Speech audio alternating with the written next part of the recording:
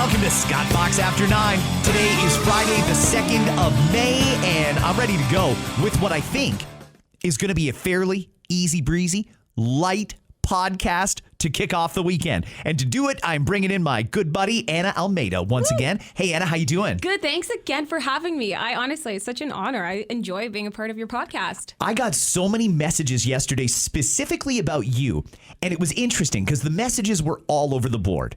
Okay. Some people wondering, and this was a common theme that came out of yesterday's DMs. How is Anna still single? Oh, really? That's what people were asking me yesterday. Gosh, thank you. Okay, I take that. That's so nice of you to say. They wanted to know how you ended up being 39, single, never married, no kids, because that is kind of the unicorn. Yes. Well, I can say that I spent a lot of time focusing on my work and, achieving certain things before I even wanted to consider having kids and really settling down. I have had relationships and long relationships. I've lived with a couple people. It just didn't work out. I mean, it just didn't work out. I'm trying to be as nice as possible. They didn't work out. You're smiling with your mouth closed, and I usually don't see that. Just didn't work out. It just didn't work out. Their loss, right? Let's hope one day they regret it all. Well, if you didn't hear that episode, I highly encourage you to go back and listen. Yesterday, Anna talked about something that people could talk about, but you don't hear it very often. Yeah. Starting a family in your 40s. If that topic sounds interesting to you, check out yesterday's podcast, the Thursday one. Anna, today we're going to do a whole bunch of things, and I think we got to start off with the great news from last night. The Leafs are going to round 2. Woo!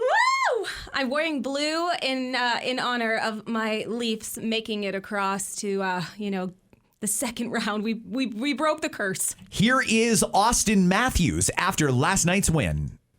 Oh, it feels great. I mean, I think we came into this game, a lot of noise on the outside, but I think just the belief in this group, in the room, the belief in one another to just go out there and play shift by shift. Proud of the guys. That's one step. Big game tonight, and we'll just keep moving forward. Did you feel any of the tension as the series went to a Game 5 and Game 6? No, not really. I mean, it's playoffs, so there's going to be ups and downs. There's going to be different swings and stuff like that. I mean, I think, like I said, just the belief in the room, just doing it for one another, not focusing on anything else but that. And, feels good to get this one and on to the next. You've known Brady Tkachuk a long time. What did you say to him in the handshake? I just told him he's a great competitor, a great leader. They're going to be back. They're a great team, a young team. I got nothing but respect for him. I've known, like you said, I've known him a long time. He's a great person and a great player. Lastly, what did you like most about how you handled, I guess, the most tense moments in the third period? Just the bounce back, just going through adversity. Like I said, just leaning on one another and not getting down on ourselves, staying even keeled, and finishing the job. See you in round 2. Thank you. Thank you. Austin Matthews saying all the things that you expect the captain of the Toronto Maple Leafs to say after they win the first round playoff series. Oh my gosh, it was touch and go though. I was at the edge of my seat when they tied it up. Ottawa tied it up. I was like, oh my gosh, please don't let this happen. We cannot go to Game 7. We need to win this now. No, the city doesn't have the heart for Game 7. We just can't do that. I do want to do, because you know me, everybody. Yeah. I've been telling you for a long time. I try to be fair and balanced here and give everybody an equal voice. You heard from the Toronto Maple Leafs. Maybe it's time to hear from the Ottawa Senators. Here is Captain Brady Tkachuk. I mean, it's devastating. Oh, Jesus. Oh, is he crying? I really believed, and it's a tough pill to swallow right now. How proud are you of this group, the way they came back being down 3-0? I'm really proud of this team. I'm really proud of every single guy in this room, everybody that even wasn't playing, staff, trainers, everybody in this organization. I think it takes will, it takes guts to get the job done, but I think we're going to take these lessons and be that much better because of it. And just, I know it's tough to realize right now, but everything happens for a reason, and I'll be better because of it. When they were chanting your name and then chanting Go Sens Go at the end of the game there and giving you guys a standing ovation for your season, how did that feel? I mean, just to feel the support. It's been a long 8 years for them and to experience it. And honestly, they don't really realize the impact that it's made on me and this team. And just really want to do it for them, and they were absolutely amazing. And I know it sucks right now, but I really can't wait for what the future holds. Oh, I just want to hug him. Right? I do. And be like, it's okay. Everything does happen for a reason. We were meant to go and you were meant to lose. The reason was we need to go. Yeah. The Leafs got to do this one this year. We had to, you had to sacrifice it. You had to, put up with the loss. But it's okay. Maybe next year for you. I hear clips like that. And after you hear Austin Matthews talking about the win, then you think about, well, that means that another team lost. Yeah. And then you hear Brady like that, who, by all accounts, is an excellent leader. And we all know he's a great hockey player. I had a lump in my throat every time he had the puck last night because he is such a threat. But to hear him so sad, I think if you're an Ottawa hockey fan, hearing your captain lay it all out like that, apologizing for letting you down. You gotta love your captain and you gotta love your team. I don't think anybody in Sens land can be all that upset. No, they should be proud. I mean, they came back and they were almost swept, by the Leafs. They came back, they gave us a good run, and we just, took care of business. That's how it had to happen. So there you go. As we record, the schedule for round 2 is not out. I'm fully expecting it'll be Monday or Tuesday in Toronto. It would be Monday, Wednesday, or Tuesday, Thursday. And then Saturday night is going to be in Florida. That one we already know. Okay. That's going to be what a series. You get the Leafs versus Florida, which is a rivalry to begin with. Then you throw in the whole Brad Marchand part of it. Yep. Holy cow. Actually, he's from the East Coast. Yeah. You've had some interactions with Brad. Yeah. Brad is actually a really nice guy. He has quite the reputation. I don't want to hear he's a nice guy. He's a nice guy, but he's a threat on the ice. And thank you. Can I say, people describe him as a douche. He doesn't care. He goes for the shots and he tries to get the win. So play a little dirty, Leafs, if you have to. Can I say that? Play a little dirty? Yeah, do what you got to do. Okay. Everybody plays dirty against us. Right? Okay. So we got to make sure we're on top of our game. We got to be ready. But hey, we've beat them before. We can beat them again. I totally agree with you. Jays won yesterday too. They won a series against the Red Sox, so that's good news. They won a series. That's great. I know we shouldn't get that excited about one series win, but after you lost 8 out of 10, it's important. Yeah, but you get some really cool prizes if you get to go to a game at the Jays house, right? Yeah, actually, I'm glad you mentioned that because, you know what? Pro sports teams, some of them spend a lot of money on promo items. And that's part of the reason that the tickets are as expensive as they are.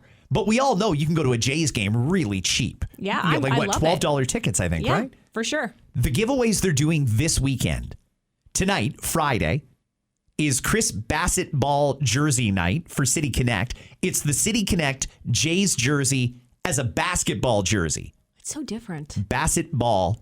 They're playing off Chris Bassett. Yeah, I get it. I don't get it, but I get it. Tomorrow night, it's Minecraft the movie night. Actually, it's tomorrow afternoon, Saturday. You get a Minecraft Blue Jays hat.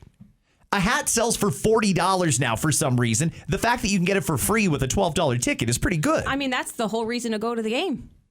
Honestly, the thought of lining up that early, though, to be one of the first 15,000 fans. There's some games where they don't even get 15,000. Right? Yeah. But if it's a game like tonight or tomorrow, they're playing the Cleveland Guardians. That's going to be, you got to get there at good? 3 in the afternoon. Are the Guardians good? Cleveland Guardians? Is that what they're called? They're okay. They're pretty good. Oh, okay. So you want to go watch them play? Well, you're not going to watch the Jays win this weekend. Put it that way. You're going for those good prizes. Exactly. Whatever they're called. But good on the Blue Jays because those are good giveaways, I think. Giveaways. That's what I'm trying to say. Yeah, I want a hat.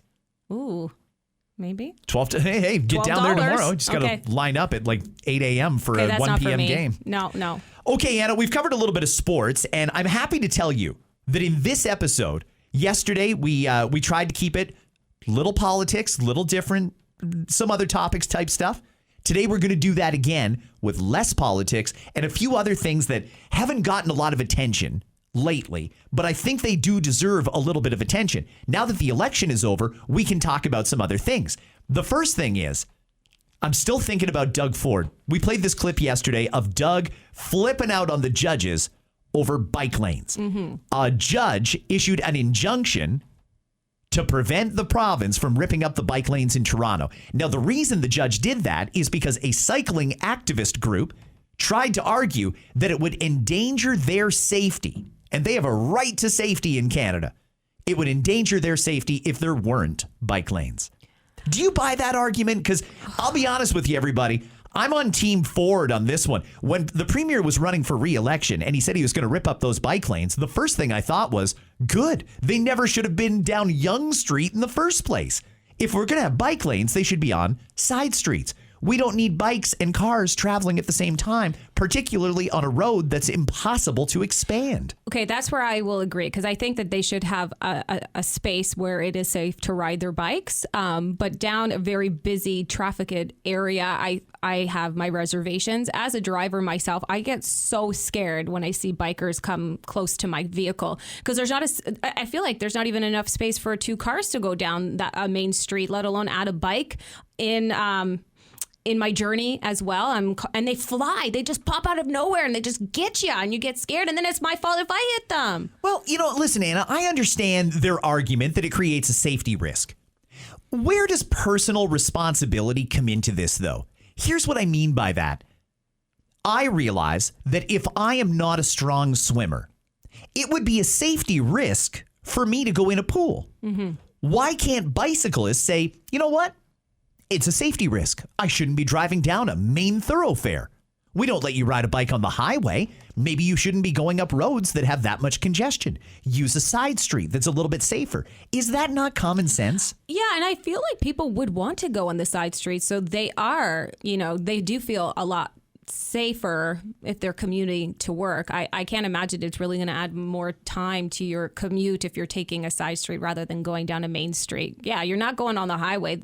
That would be the day. Yeah, no, I hate saying I side with Ford. Isn't that terrible? I just don't want to say it. Most people don't want to say that. I hate saying it, but then again, to take and rip all those bike lanes, that's more money that is being wasted on something that shouldn't have happened then in the first place. It shouldn't have. Not the way they did it. Yeah. These bike lanes, they built them in as if they were going to be permanent, and they never should have done that. To put in bike lanes could be as simple as, those little bollards that'll just, if you hit them with your car, they slide over and then they pop back up again like a Weeble. Okay. You know those? So they could have used those to separate the traffic from the bike lanes. They could have dropped down some concrete medians and separated that way. But no, when they said Toronto's going green, we're going to be Cycle City, they ripped up the road and they built the separator for the car lanes and the bike lanes right into the road. The only way to get rid of them is to rip up the whole road again. And that's going to cost a fortune. And it's ridiculous they did it that way in the first place. Cost a fortune and take up a lot of time again. Time is precious, especially if those roads are congested. You're just adding to the stress of people trying to get to where they need to be. And I'm coming from Halifax, where it's a very big cyclist community. And we had so many bike lanes put in, and this was a huge discussion even there. People were upset about it because some streets should just not have bike lanes at all. I'm sorry, you should not. It's just too much. It's too much to think about. Your safety comes first. And my suggestion is just get off the road. If you're on a bike, go back way. You know what? If we're going to start putting in lanes for bicyclists, as far as I'm concerned, then it's time for bicyclists to start paying their fair share. I pay a ton of taxes as someone who drives an automobile. Gas tax, excise tax, all the taxes when I get repairs done on my vehicle, so on and so forth. License fees. Bikers don't pay that. No. Nothing. No. But they're green, Okay, you know what? That's what I'm starting to wonder. Did we put in these bike lanes truly because we want people to be safe, or did we put them in because of a woke ideology, thinking that we're going to be some green city with no cars in it? Because whoever thinks that, it's a crazy thought. And as more of the mandates on electric vehicles comes to an end, I really don't see that big a future for that much cycling in some of the cities they're putting these bike lanes in. I don't see it either. And even anytime I've traveled to Toronto and spent time there, it's not, and you see bikers, but it's not even, it's more so I find those who are delivering food than those who use it as a recreational opportunity, or if they're, I don't see the people in suits, getting from one place to the other so they could be more green. Those couriers make a lot of money sometimes, Anna. I know. It's crazy. If you need a side hustle, holy cow. I can't ride a bike like that. I'm the one with the floaties on my arms in a pool. I'm not joking around on a bike lane. Are you kidding? Get out. We're going to talk weddings in just a sec. Ooh. But before we do, a couple more things that are in this realm. Didn't get a chance to talk about it the other day because they dropped it on Election Day. But Ontario has now issued a request for proposals for a study to determine the feasibility of a tunnel under the 401 in Toronto.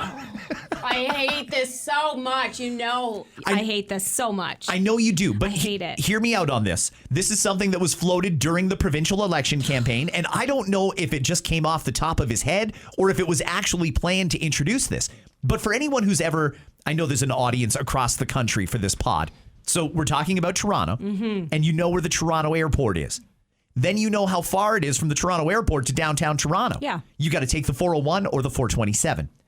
Well, if you take the 401, you may not be back at the airport for your return flight because it is constantly in gridlock.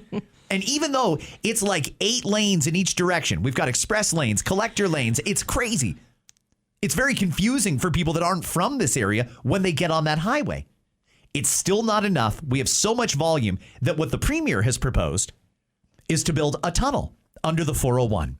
And I don't know what the timeline on this is. I don't think this is the kind of thing that'll be done in the next couple of years. No. This is going to be like a generational project. Yeah. It took them like 15 years to get the Eglinton Crosstown LRT done, and that's not even done. I can't.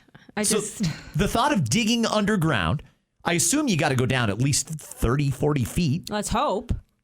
It would have to be at least 2 lanes in each direction, plus off ramps and on ramps and so on and so forth. It's not enough if you think about it. It might be, though, with the 8 lanes above it. No, I still don't think it would be enough. I think it should be 4 and 4. Yep. Well, it's funny because when Doug floated this idea out there, a lot of people rolled their eyes, like you, and said, this is crazy. In fact, even I was skeptical because I don't know how feasible that would be or where we would put this tunnel. Don't even tell me you're changing your mind. I'm not changing my mind. Okay. I still think that it will be very expensive, more expensive than buying back the 407 and making it free. That also would alleviate some of the volume in Toronto. I'm here for that one. A lot of people are. I'm here for that. You know, that's the solution. There was some rumblings like a couple of weeks ago, a little bit of talk that maybe the province was trying to work out a deal with the 407. It doesn't even need to be free. If we really need to have a toll highway, all anybody wants is make the tolls fair. Now they charge you $1 to get on, $1 to get off. There's your monthly transponder fee. And if you don't have a transponder, you pay the video camera fees every time you get on and off. And they find you. And the fees are insane. Yeah. It's like 55 cents a kilometer. It is. It gets you. Yeah. So it deters people. I can understand that. So buy it. Buy it back. Buy it back. I don't understand. Why would we dig a hole? Well, listen, maybe there's a little bit of ego involved here because Doug Ford is a conservative premier. And when we sold it, it was conservative premier Mike Harris that sold it. Now, I still don't think we got enough money for it. I think the companies that own it are making money hand over fist on this thing. And we're going to have to admit we made a mistake, suck it up, pay the money, and get it back. But that's the only way. And if they don't want to sell it to us, annex it. Just take it. It's ours. Just kick them out and let them sue us. But why would we do that when we could just dig a hole that would take years and years? We'll start with that one big pothole and then we'll just start from there, you know? I guess the tunnel would have to start around the 410. Like, it's just outrageous. Talk about congestion already. Now add construction. It's not, no, it's not going to work. It cannot. It's not going to happen. You don't see any scenario where we're going to be driving in a tunnel under the 401 in the next, say, 15 years. I would hope not. In 15 years, that's just, we're only going to have a little dent into this tunnel that, you know, the tunnel that could but won't. I've heard a few times over the years as we expanded the subway lines that it takes a long time to get down through the ground that deep. Oh, I'm shocked. I'm shocked. This is news to me. I had no idea. Yeah, no. I'm sorry. I can't jump on board with this. Buy the 407 back. There. Okay. One more on this. Oh, okay. This year, this is another provincial thing. This year, we did something new in the schools with a cell phone ban. But it's not really a ban. Students are allowed to have their cell phones. They're just not allowed to use them except for in certain circumstances. Like if the teacher says, everybody pull out your phone. Or here's a test. You can use your phone as a calculator. That sort of thing. They're not supposed to be using them socially. In Quebec, they've gone a step further.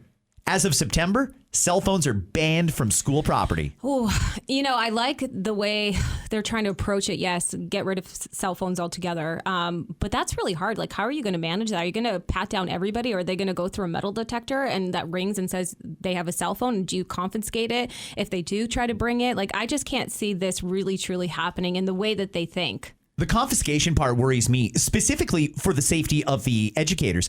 And there's some kids And I think we have to recognize this, everyone. I think we have to.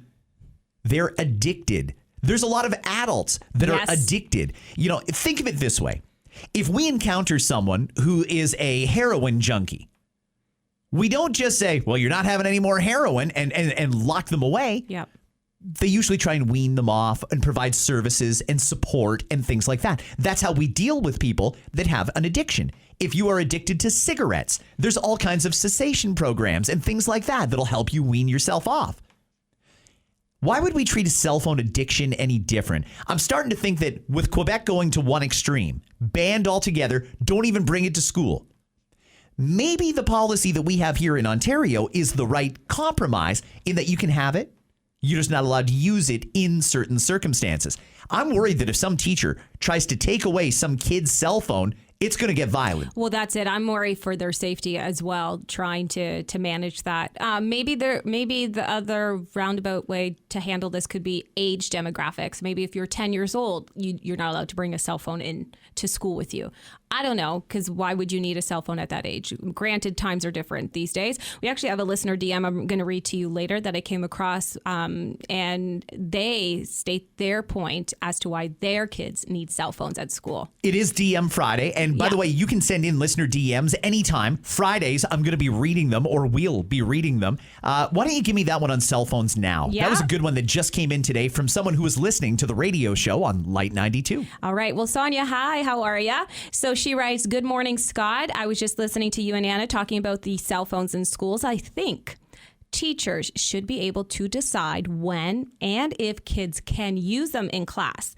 But as a mom, it is essential my kids have their phones with them in case of an emergency. My kids have had lockdowns, and they were able to text me to set my mind at ease. So it's her problem, not the kid's problem. Yeah, well, Mom's got a problem. She says, to be honest, that's the reason my son got a cell phone when he was 13.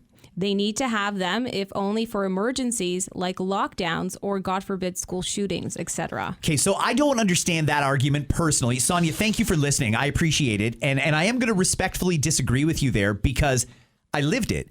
And I know that times change. Yeah. Obviously, technology gets better. When I was in school, if I had to call my mom for something, I had to go down to the office and ask the receptionist, may I use the phone to call my mom? And it worked every time. They would always let you call your mom. The ability or whatever it is in a parent that thinks I need to be able to reach my kid at all times. What if there's a lockdown? What if there's a school shooting?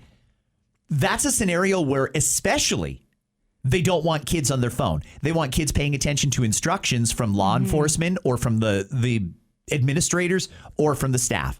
That's not a time when you should be calling your kid because you heard that there's a lockdown. And I know that the instinct is my kid okay? I got to talk to them, want to talk to them, need to talk to them. I don't know that you do. Like even the police will say, if there's a lockdown or whatever at your kid's school, stay away from the school. The instinct is race to the school. Yeah. The police don't want you to come to the school. They've got it under control, and you're really just adding to the problem. I would think the same applies with cell phones. Now, if there's an emergency, I don't know, you wet your pants or you had a nosebleed and you got to change. You can go to the office or go to the teacher. They'll accommodate you at any point to call home. The ability of parents to be able to reach their kids 24/7 on demand. I don't know that that's something that we need. I know that it's good peace of mind for the parents. I don't think the kids need that. Two things. One, if you're really concerned, there's air tags. You can put an air tag on your child and then you could supervise them from afar without having to call their cell phone. There's that. Okay. The next one is I find even with my friends who have kids who have cell phones, the children are reaching out to them about everything. Like, I don't like the teacher did this today. The teacher said this to me. It's not allowing the kids in a way as well to make their own decisions and really partake in what's happening around them. Does that make sense? I know what you're saying. Absolutely. Yeah, like, you know what? Go ahead. No, I'm sorry. I didn't mean to cut you off. I'm not a parent, so it's like hard for me to weigh in. However, watching my friends go through this, it's like, when do you just let the kid be a kid and not helicopter parent so much too? I mean, that's one way to look at it. It could be helicopter parenting. I don't want to put a label on it because I certainly understand. Yeah. I'm going to buy them a phone, and if I ever need to get a hold of them, they're going to get it. They're going to get my text. Yeah. I just don't know that that's necessary. Again, it's peace of mind for you, I suppose, but they're really not supposed to be on their phone, even if it is just waiting for a text from mom or dad. I think that the kids would be fine. Should we just get them beepers then? I had Bring one it in right school. back? Do you know what I mean? I had one and I wasn't selling drugs. It was quite the anomaly. Well, I'm happy you cleared that up. That was always the story. Eh? Oh, I know. He's got a pager. He must be a drug dealer. Yeah. Oh, and then it became the flip phones. Uh-oh. Couple more kind of serious things I want to get on the radar in this episode before we get to the rest of the DMs. First, let's do something a little more fun. How many weddings are you going to this year? Me right now, I don't have any lined up, and I'm pretty excited. It's like the first summer in a long time. All your friends are married off? Yeah, except for moi. Are you at the stage yet where your friends are getting into their second marriages? Yeah, I have. I've been. Really? Yeah. And then it was really funny because one of them, the priest or the officiant was like, do you understand? Like, do you know how to do this if you're at the altar? And then we all looked at each other because this was the bride's second wedding. And the groom had never gotten married before. So we all started laughing. She looked at us, don't. But yeah, so I've been to the second wedding. I'm happy for them. Quick philosophy question. Should you do the big lavish church and banquet hall reception with the open bar and all the bells and whistles for a second wedding? Well, see, that was the question. If it had been up to her, I don't think she would have gone. And I mean, it wasn't like an extravagant thing. Maybe had as much as she did, but he had never been married. Oh, so it's his first wedding. It was his first wedding. So, I mean, It's only fair sometimes. And sometimes you just want to celebrate your love, to each their own, right? But man, I will say sometimes I'm like, you're getting married for a second time. I even got married once, you know? Yeah, I mean, hey, it's not supposed to be equal necessarily. It's not you got one, I got one. But gosh, it's expensive to get married. Certainly is. In fact, I'm looking at the updated 2025 numbers. The first weekend of May is the unofficial start of wedding season. So if you have friends that are photographers, videographers, officiants, they work at a banquet hall, tell them to kiss their weekends goodbye. Yep. They're booked now until Labor Day. It's true. It's true. So the updated cost, how much now? The cost of weddings has gone up again, Anna, and I'm going to cover this from all angles. First off, according to the report, the average single person invited to a wedding, you're going solo, budget for $461. Okay. I thought it would be more, but yeah, okay. For a couple, $550. Okay. It's more because you need attire for two and things like that. All right. Okay. Maybe a hotel gift, that sort of stuff. Got it. For someone who is in the bridal party, $2,100 on average. That's average. This year. That's average. Yeah, I feel like that's just really hair, makeup, dress, and it doesn't also include, bachelorette, the engagement party, the bridal shower, and then the gifts. You get the bride. Yeah, that's generous. $2,100. Isn't your gift to the bride being in the bridal party? Yes. Are you? I sense some sensitivities coming. Yes, but then listen, I'm so proud that I've been in everybody's wedding, and they don't expect me to give them anything in addition to me being a part of it. But you still feel that you need to, And back in the day, the bride used to pay for the bridesmaid dresses and such, but that's not a thing anymore. You have to buy that yourself. I never understood that. You have to be in my wedding party. I'm going to pick what you're going to wear. You got to pay for it. And even if it's something that you will never wear again because it's a hideous color or whatever, you got to pay for it to be beside me. Yeah. I don't understand that. Like when I got married, and it was a while ago, I paid for the guys' tuxedos. Wow. I couldn't ask them to be in my wedding party and pay extra to do it. So I just sucked that up. That's really nice. Yeah, gone are those days, I tell you. I've spent like $600 on a bridesmaid dress before alterations, and I would never wear that hideous thing again, ever. Now that we know how much it costs, about $500 on average for a couple to go to a wedding, that includes attire and gift and things like that, the average person will attend 2 weddings per year. That's not bad. We don't budget for that, though. I feel like when we sit down at the beginning of the year and do our budget for groceries and entertainment and hydro bills and mortgages, do you ever put in a line for wedding gifts? I don't think you do. That's just an extra money that you got to find. Yeah, no, I don't think about that either. Although waking up on New Year's Day, I'm like, who got engaged? Or Christmas morning, who got engaged? I need to think about adding that. But all my friends are married, so that's not top of list anymore, which is nice. Because I swear to you, Scott, I literally worked, I swear, for summers on end to pay to go to people's weddings. Again, thank you for inviting me. It was really lovely. I had to work all summer to come to your wedding. But so happy for you. They say in 2025, the average guest list has shrunk. The weddings that happen this year will have an average of 115 guests, down from approximately 140.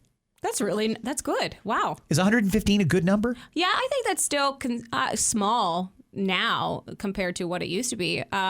No, I think that's great. That's still a lot of fun. A good amount of people on the dance floor. Yeah. When you add up all the expenses of the wedding, and the big one is going to be the reception. That'll be the banquet hall, the food, the booze, that sort of stuff. But then you factor in the other expenses, the limo, the video, the photographer. Ooh.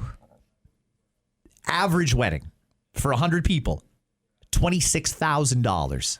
Oh my gosh. Works out to $232 per guest. $232 per guest. That's how much you're paying to serve all these people dinner. So that's why you're hoping that you get a nice little boost at the end, aren't you? That's what you're hoping, but you hoping don't know. that people pay it off for you. I know, but especially in today's economy, like you can't expect somebody to just dish out that kind of money. And, they want to go and support you and be a part of your special day, but I don't have an extra $200, $250 laying around. Do you know what I mean? Plus, I got to get a nice dress to wear and get to your party, do all of that. But so happy for you. I guess you can complain all you want as long as you end it with, but I'm really happy for you. I'm just so happy for you. Happy you're having a good day. You know what? You just wait. When I marry myself, I'm going big, and I expect everybody to give me what I gave them. Well, this is the thing, Anna. You have not been married. No. But you've been in, 22 different weddings? It's getting up there. I've been like 16, 17 weddings. Yes. Okay, so 16 different times you stood up for somebody at their wedding.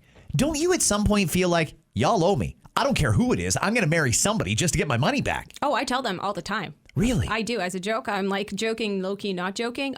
You guys, the bare minimum, we have to go away for a bachelorette. Leave your kids at home. We're all going somewhere, because if that's the only way I'm going to get you all together in a space, that's what I'm going to do. I'm going to get engaged to myself so I can have a bachelorette. You're not getting engaged to yourself. Come on, Anna. Hey, why not? You should at least get a dog or something. Well, why do you think I have Max and he has a human name? Come on now. See? But yeah, it is If Anna ever tells you about her boyfriend, Max, he's got 4 legs. He's a dog. He's so handsome, though. The most consistent man in your life, though. He is. I just adore my boy. That's the only one I'll cuddle with, too. I'm not a big cuddler, but I cuddle with my dog. Really? Yeah. Interesting. Yeah. Oh, speaking of cuddling. Yeah. The amount of people that DM'd yesterday after hearing the story about your polyamorous friends. Yes. And if you missed it, again, I do encourage you to go back and listen to the Thursday episode. In a nutshell, they went on a trip down to the Caribbean, met a guy down there, brought him back to Canada, and they lived together as a throuple. Yeah. So to speak. Yes. And Still don't love the word throuple. I know, There's it's got to be a weird. better word for that. Throuple. In any case, she sleeps in the middle. Mm-hmm. Guy on either side of her. Yep. That would not work for you as a non-cuddler. You seem to need a lot more space. Oh, I need a lot more space. Like, you cuddle for a second, then you roll away, Or I'm like, oh, I'll cuddle you, and I put my hand on their back. That's my version of cuddling. That's also push them away. Yeah, but it's also so hot. Do you know what I mean? I don't really need that sense of touch all night. So I can't imagine. I don't know how she does it. You roll to one, somebody's breath is on you. Roll to the other breath is on, they're breathing on you. It's just, oh my gosh. I'm so for people with separate bedrooms. There are a lot of couples that do that. How do you sleep well? How about if somebody snores? I've encountered this when I've lived with past partners. I'm like, I need to go to bed first. I need to fall asleep before you get there and snore and wake me up. It's a true story. So with the wedding thing, you're off the hook this year, nothing to do. What are you going to do with the extra $1,000 statistically that you're going to save this year? I'm going away for my 40th. Are you going to go away? Yeah, thinking Greece. It's coming up in October. Yes. Okay. Yeah. You're thinking Greece. Yeah, my girlfriends are planning it. Wow. So, yeah. It's because we didn't get to celebrate their 40th in a grand way because it was COVID. Right? So COVID ruined so much, Anna. So much. So now we're kind of making up for lost time. And yeah, it'll be nice. I'm excited. Actually, funny you should mention COVID. I did flag this story this morning because I'm still not okay with what happened during COVID. When it first broke, I was the same as everybody else. Oh my God, this terrible virus, Scary. blah, blah, blah. And then as time went on and I saw, well, maybe we've made a bit too much of a big deal out of this, and the restrictions that weren't necessary, they didn't line up. I mean, now they're admitting things like there was never any science behind social distancing. Staying 6 feet apart was never going to keep you safe. But they ordered us to do it, and they were going to harass you if you got too close to somebody. Arrows on the floor in the grocery store. Yes. All these ridiculous things that they did, and they would shame you if you didn't do it. I really disagreed with how COVID got handled, particularly after the second wave. After the second wave, I thought we should have reopened again, and we were good. However, I know that there's other people who disagree, who still think it was a threat. Let me put this on your radar because it's just breaking today. Newly released memos from a Freedom of Information request show that the federal government ordered dozens of pandemic managers, including Dr. Theresa Tam, to sign a secrecy oath pledging never to divulge info that, quote, may result in embarrassment for the cabinet. Wow. So all these so-called medical professionals at Health Canada, Dr. Tam herself, all had to sign an oath that not only would they toe the line, stick with the government narrative, not say anything that would embarrass the cabinet. It wasn't just during COVID, it was forever. Wow. That's why we're never going to have a public inquiry into what really went wrong and what went right during COVID. Because it wasn't all bad, but there was some bad. There were some ridiculous rules and regulations. People lost their businesses, their livelihood, their homes. It was crazy. And now we find out that there was a government narrative that the so-called health professionals had to follow, and they signed an oath of secrecy to not reveal anything. See, that makes it even more sketchy. And makes people want to know really what happened, obviously. Sorry, I was just playing Brady Kachuk sighing again. No, you're playing something right now? No, I did. It was a mistake. Go ahead. I know you don't have headphones on. Oh, but I'm sorry. Yeah, no, I was just going to say I was part of the Atlantic bubble, so we couldn't get in and out. So when I would travel to Ontario to visit family, it was difficult. I had to self-isolate alone for 2 weeks. That was another one. That was a big thing. So that was frustrating because I didn't have enough vacation to accommodate everything, right? And you had to use vacation for that. It wasn't a health matter. Isn't that interesting? That's where I had an issue. But at the time, too, I wanted people to distance themselves because my dad was going through cancer treatment. And I was okay with the mask mandate at that point. But sitting at my desk working away, that was frustrating. I didn't think I needed it then. I'm glad it's behind us, but even just thinking back to some of the ridiculous things, I surprised myself when I came up with those stickers on the floor at the grocery store. We all had to walk in one direction as if the virus only travels in one direction. I mean, if you cross the border, if you live in Windsor and you crossed into Detroit, did a little Target run and came home, you had to self-isolate for 2 weeks because you crossed the border. Yep. It wasn't any worse there than here. That's insanity, Anna. But we were in Canada and we had to do the Atlantic bubble. So, and yeah, if I went back and forth or anybody, 2 weeks, self-isolate, didn't matter. That's what you had to do. Speaking of America, a new poll is out. The share of Americans who rank Canada as their top ally has doubled despite U.S. President Donald Trump's rhetoric. This is a story from the Canadian Press. The Pew Research Center poll found 12% of Americans named Canada as their best ally. When you hear the story and then you hear it's only 12% of Americans think that we're their best ally, and that's double what it used to be, that's insane. That's double? Almost. The survey of more than 3,600 Americans found 18% cite the United Kingdom as America's most important ally. That's down from 22% last year. The poll's senior researcher says they found support for Canada splits along party lines, with Democrats more likely to see Canada favorably than Republicans who have a negative view of Canada. Yeah, I could see that, especially during this election. You really saw conversations be had. Yeah, I could. Yeah. The politics around all this is crazy. Oh, so now your political ideology determines what other countries you consider an ally. That's bananas, but it shows that identity politics is really here. Oh, it's huge. And to be honest, like to me, our biggest ally is the U.S. We share the border. I mean, I need them. We need them. We need each other. Well, that's the thing. If they asked Americans, who's America's best ally? and only 12% said Canada. It scares me. I wonder what the proportion would be of Canadians that think America is our best ally. I would think America would be number one, probably followed by the UK. Exactly what I would say. And I think that's been what we've always said for years and years. Again, we share a border and their military is strong. And yeah, we need each other. It's sad to say, whatever you want to think, we need each other. It's like we're in a weird relationship where we like them a lot more than they like us. Gosh, a story of my life. It kind of feels like it. Quarterly earnings are coming out right now from the Business Report. Amazon is reporting a quarterly profit. Let me say that again. Quarterly profit. 3 months. 3 months. $156 billion in revenue. They're doing just fine over there at Amazon, Anna. And of course, behind Amazon is Jeff Bezos. Somebody worked it out. They figured out how much money he's got, and they wanted to know how long it would take to spend it. Jeff Bezos, one of the richest men in the world, if he spent $1 million a day, he would not be broke for 500 years. 500 years. Oh my gosh. The good that he could do with all that money he has at his disposal. Send it my way. I will treat it so well. Oh, that's the good you want him to do with it, is send it to you? I'm poor. Send it my way. It's true, though. You know, I mean, if you think about all the money that we send out in foreign aid to send crates of rice over to Africa, he could do that no problem, and he could probably throw in some protein and veg, too. Legitimately. I know it sounds funny, but it's the actual truth. He's got a lot of money. Here's a question, though. If I gave you $1 million and said, buy whatever you want and you can keep it if you spend the whole $1 million today, could you spend $1 million in one day? 100%. No, you couldn't. I could buy it's a house. Impossible. I'd buy a house. One Toronto house is about $1 million. Yeah, I'd buy a house and I get to keep it. And then what I do with it after a year, I can sell it and make profit. That's not bad. So $70 million is tonight's Lotto Max. Yes. If you had $70 million, how long do you figure that would last you? Would you be good for life or would you still have to work? No, I'd be good for life. I'd work because I enjoy what I do.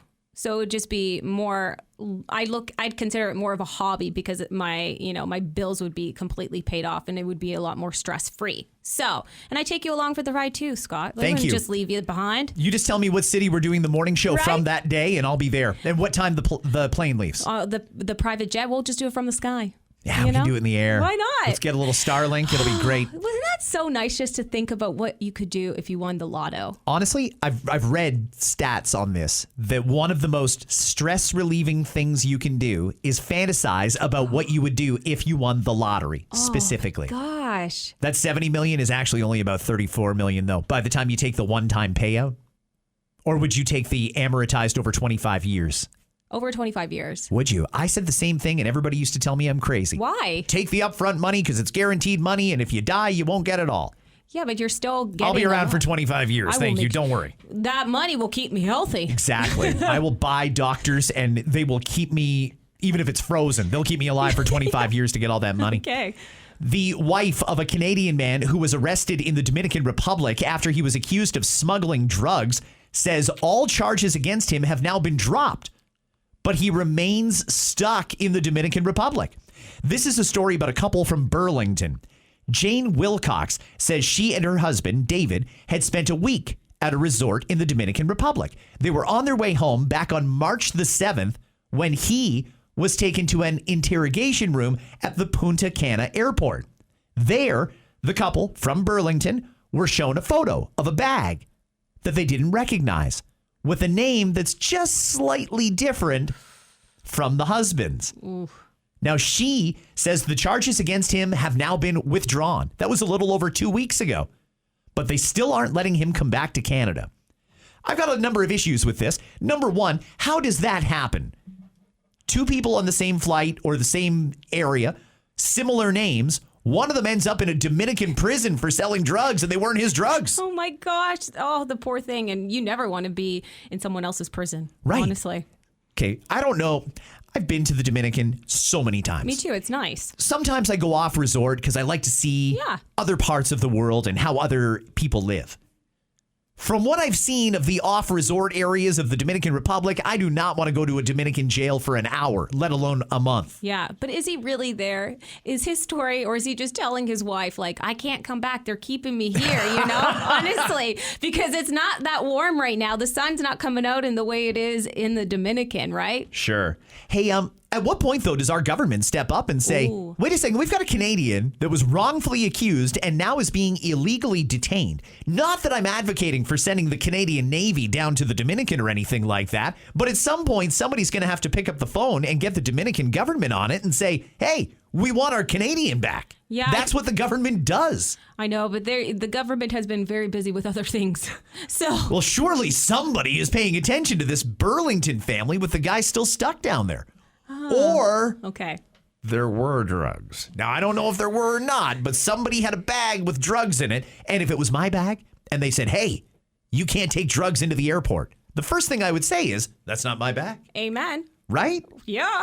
Maybe there's more to this story. Do you think there's more to this story? There has to be more to this story. Yeah. Or are they as happy as they once portrayed? I'm just kidding. I hope you're well. This weekend is the Kentucky Derby. This is the one where people who don't typically watch horse racing all turn into experts on horse racing. Yeah. Would you go if you were near Kentucky? Absolutely. More, not for the horse racing, just for the fashion. I just want to dress up. This is it's become the place to see and be seen. The Kentucky Derby. They have various levels of VIP, truly for the world and celebrity elite. It is very, very expensive. $22 for the famed mint julep that they sell at Churchill Downs, where they race the Kentucky Derby. This year, they've introduced something new. You can buy this in the gift shop. It is a mint julep Twinkie. It's only $4. It's the cheapest thing you can buy. Done. Here's the description. Treat yourself to some delectable sweets this holiday, courtesy of Louisville locally owned and operated FDL Chocolates. These Twinkies are dipped in a decadent milk chocolate and flavored with authentic Kentucky bourbon and mint, sold individually. $4.99 and there's $4? Yep. Sign me up. I'll take it. Or you can have the regular mint julep, the drink, for $22 US. Imagine you're paying $30 for a cocktail. Can't do it. Just a regular run-of-the-mill cocktail. I'd only have one and sip on that all day. If you want to, though, they have a $1,000 mint julep in the VIP. Oh, my gosh. This one is, actually, they have a $1,000 and a $5,000 version. The only difference between the $1,000 and the $5,000 version is in the $5,000, it comes in a actual gold cup. Oh, I would hope for $5,000. My gosh, why else would I don't. That's just lavish. That is just throwing your money around like it's nothing. If you had that $70 million from tonight's Lotto then Max, I would buy it. Would you? Because to me, a bad deal is still a bad deal. I know, but I'd never be able to afford anything. Okay, you know what? I'm with you. I'd probably still be the thrifter. I'd still thrift shop and all that. But at least I'd pay my way into the VIP area and say goodbye to the nosebleed section. Drake will be in there. Maybe Travis Scott will be in there. I mean, the amount of celebrities that go to the Kentucky Derby just to be seen at the Kentucky Derby. And they don't go to Kentucky any other time of the year. No. This is 364 days a year. We're talking, don't even bother. But when it's the horse race, everybody goes. But I love it because people probably don't even know that it's called the Kentucky Derby. They just say, we're going to the horse race. The horse race. Get your hat. Let's go. You have a fascinator? Yes. Who doesn't? Those are those fancy hats that you're supposed to wear when you meet like the Queen and stuff like that. They also wear them to horse races. Oh, yeah. If you go to the King's Plate, which I think would be the closest Canada's got to the Kentucky Derby, it's not even that close, but it's similar. If you were to go to that, you're supposed to wear those things there. I've never been to the King's Plate, so maybe this will be the year I can feel like a rock star. Yeah. Oh, can we go together? Have you been? I don't go, no. You know what? I know it's going to sound crazy because maybe I'm the only one on earth. I don't enjoy watching the horses run around in circles. To me, I've got much better things to do with my time. And I don't know the horses. I don't follow it all year round. Some people do, and they've got strategies and bets that they're going to make. And, well, let's face it, these horses are going to turn into multi-million-dollar horses if they win this race. It's a big money-making event. But I'm just going to bet based on the name or a gut feeling. I don't really have any vested interest in horse racing, so I would skip it. Oh, okay. Well, I wasn't going for the horse racing. I was just going to be seen the fashion. I don't care who won. But yeah, okay. I'll read up on it for us. Okay, great. We are coming up on time, so I do want to get in a couple of listener DMs before this episode wraps up. And again, thank you for listening this long.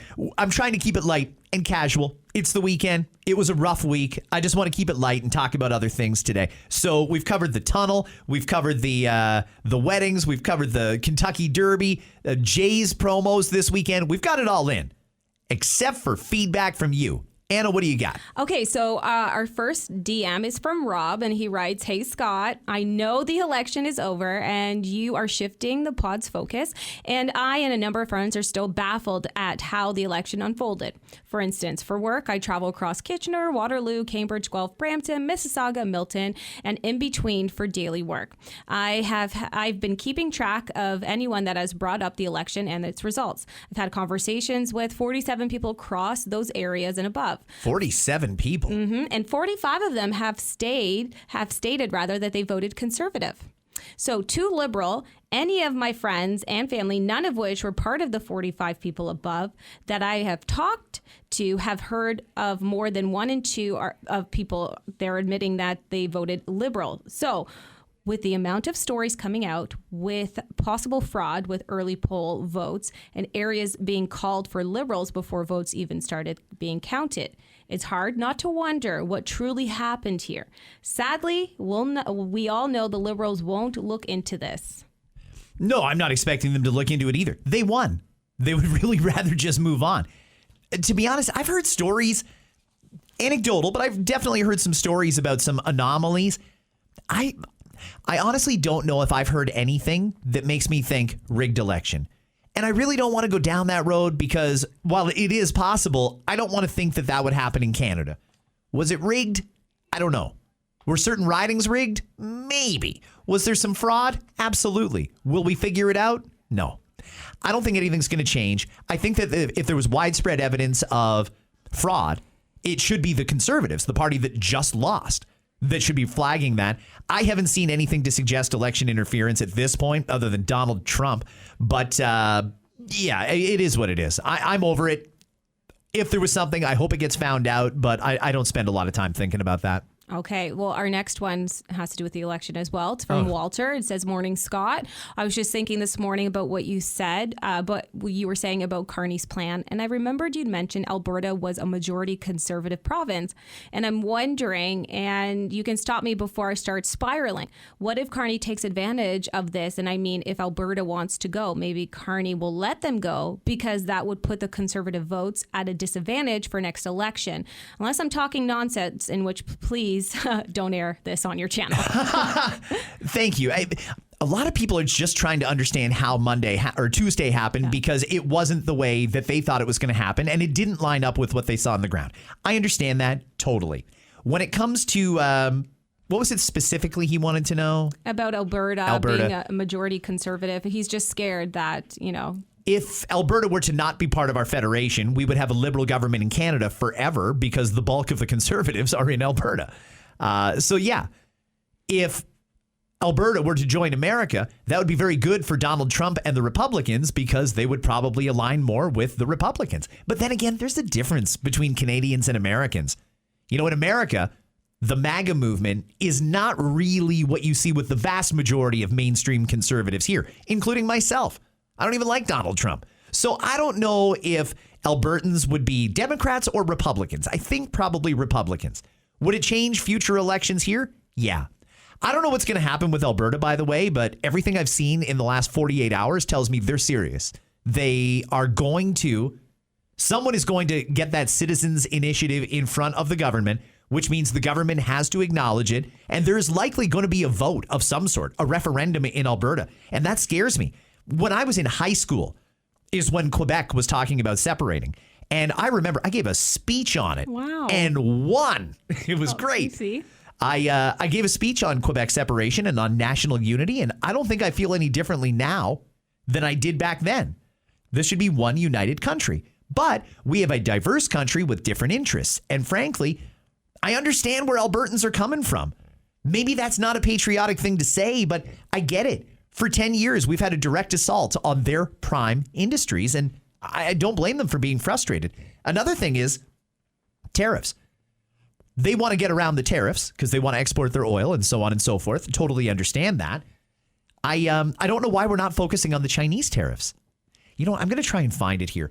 Danielle Smith gave a really interesting answer on that just yesterday.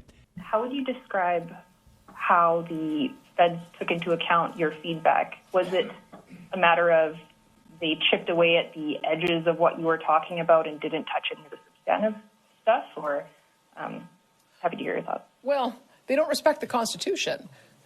Section 92 of the Constitution not only enumerates our exclusive jurisdiction, that's the word in the Constitution, exclusive jurisdiction over resource development and the development of electricity. And there's a reason for that. It's because every province has different endowments and different abilities to generate electricity. That is why it has been assigned to the provinces to make these decisions. I wonder how Mark Carney would feel if I started regulating in an area of federal jurisdiction and you asked him, oh, well, as long as it's, modifying around the edges, are you okay with them developing their own currency or developing their own approach to weights and measures or establishing military installations? The answer would be no, it's not my jurisdiction. And that is foundationally the problem. This is not their jurisdiction. So it doesn't matter what kind of modifications they're going to say, it violates the Constitution, and we're going to argue that vigorously in court. Okay, so that's one from Danielle Smith. Let me play you just one more where she talks about the tariffs that are affecting canola.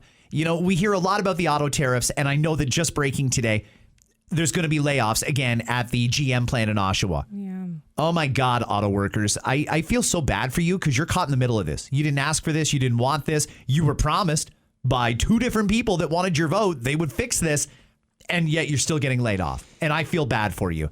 Danielle Smith wanted to talk yesterday about the Chinese tariffs, and she explains as better than I could why these are an issue. Listen to this. Premier, canola is a $44 billion industry. It supports 206,000 jobs, 40,000 Western farmers. Yet Prime Minister Carney, during his campaign and even now, has said nothing about the 100% retaliatory Chinese tariffs on canola thanks to the Liberals' green protectionist EV policies. So what is your government doing to ensure the canola tariffs are treated with the same urgency by the feds as the auto and steel sector one? Well, I can tell you that all of the Western premiers who have a large canola industry in their provinces, and that is regardless of political stripe, have raised it directly with the Prime Minister. It seems like it's a bit of a phony war. We've got a 100% tax on EV vehicles from China that no one's buying in order to protect an EV industry in Ontario that doesn't exist. And in return, we are seeing punishment on pork and canola in our Western provinces, which are product people do want. So I think the Chinese have been very targeted and direct in how they're trying to split our country up. And I think we need to revisit that. We obviously are going to have to find new markets for our products, but let's at least engage in proportionate responses rather than having a knee-jerk reaction that is only going to hurt our industries further. And that has been conveyed by myself as well as other premiers directly to the Prime Minister. I thought that was a good answer. Hey, let's keep this in mind. We put this 100% tariff on Chinese-made EVs. Have you test driven one? No, because they're not available here. Why did we do that? Where are all these Chinese EVs that I can buy, even if I have to pay 100% tariff on it? Where are they? Yeah. There's no Chinese EV dealerships in Canada. What are they talking about? So we did that. We put this 100% tariff on. So they said, okay, fine. We're going to hit your canola industry. And now we've got farmers that are losing their livelihood over something that doesn't really matter. And part of the reason that we hit the Chinese with that tariff was because we wanted to create these battery factories here in Ontario and have a big EV market here. We don't have it. Where are the battery factories? Yeah. They said they were coming. There was a big announcement. We wrote a big check. Where are they? Nobody can even give you a date that they might be open. Yeah, because then you can hire those that are, losing their jobs at GM. But I don't know that they're ever going to open, especially now that we don't have a mandate that everyone has to have an electric vehicle by 2030. So I don't really know what we're doing here anymore, guys. We have all these American tariffs that are truly devastating for a lot of people. But nobody's paying attention to the ones from China. And those are even more devastating. And that's just another reason that people in the West, particularly Alberta and Saskatchewan, are feeling so abandoned by the federal government, because the government creates these problems that they have to deal with, and they don't have a means of dealing with it because they're not a federal government themselves. They're a provincial. So I understand the frustration, and I'll tell you, I got a lot of listeners in Alberta, tons of them. Like from Fort McMurray right down to South Calgary, I've got a lot of listeners in Alberta, and they're vocal. I hear from them all the time. They don't have a lot to say. The Alberta listeners are great. When they send me a DM, it's like 2 lines. Bam, right to the point. I love it. So I don't know where we go from here, but I'm going to point out that Premier Smith has a point there. All right. Well, Walter, thank you for that DM. We're going to finish on a very light note, if you're up for it, Scott. Okay. Keep it light. It's from Michelle. Light 92 every morning. Yes. All right. Well, she said, just listen to Shit My Dad Taught Me. Great in capital letters pod, and nice to hear about Anthony and more about your life. I knew Anna was going to ask for a hug on today's pod. How many are in the bank now? She wonders. How many, Scott? How many, Anna? How many are in the bank? Well, I keep getting shut down, but I feel like slowly I'm chipping away at you, you know? You think you can make me a hugger? Well, yeah. I mean, because I feel like when I offer you with my arms open, there is a slight no, and then you say no. Uh-huh. Right? So there is that, well, maybe. So slowly, it's coming. It's coming, right? I don't know what to tell you, Anna. Maybe it'll happen. Maybe it won't. I don't know how I'm going to feel on Monday or next Friday or the week after. Monday? No. I heard Monday there. I'm just saying. I don't know. It's a weird thing. Like people, because sometimes people ask me, like, what's wrong? Why don't you want to hug her? Look at her. She's beautiful. Why wouldn't you hug her? Yeah. Why won't you hug me? It's not a you thing. It's just I don't hug anybody. Well, I want to be somebody. Okay, I can find somebody out in the hall there for you. I want your hug. No. Now it's a challenge, and I need to win. Gotta go, everybody. Thank you for listening to this episode of Scott Fox After 9. I hope you have a great weekend. I don't know what the Leaf schedule is going to look like, but I think when we're back here on Monday, we're going to have that schedule, and then we can talk about that and a whole bunch more. If you want to send in a DM, by all means, at Scott Fox On Air. You got some DMs yesterday about your appearance on here, so people have found you. Yeah. Do you want to promo your Instagram if people want to follow you? Thank you so much. My handle on Instagram is Anna_allmedia. So there you go. And that's Anna with one N. Yes, Anna. So ANA_ALME. Hold on. Media. That's it. Anna_allmedia. Oh my gosh. It's, when you have to just read it out and you don't write it out? It's just, yeah. I'm dyslexic. Sorry. Well, thank you for that message, by the way. That Shit My Dad Taught Me podcast. Yeah. I had a great time with those guys. They're really good. And that one was one where I did go a lot more in-depth and personal on my life. And yeah, I did talk about my stepson, Anthony. And if you want to hear a little bit more, it's called My Dad Taught Me. I'm going to say stuff my dad taught me, but you guys can use the dirty word. And there you go. It's available just about anywhere you get pods.